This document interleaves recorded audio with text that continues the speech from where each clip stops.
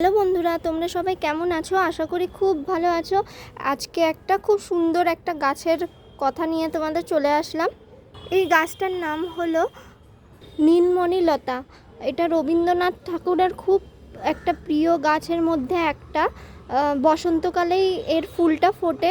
দেখো, এইটা একটা ফুল, তার মধ্যখান থেকে আরেকটা ফুল বেরিয়েছে, পার্পেল কালারের হয়, খুব সুন্দর লাগে।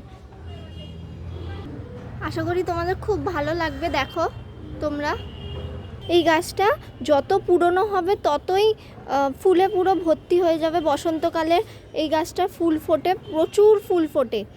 আমার এই গাছটা হয়তো 2-3 বছরের গাছ।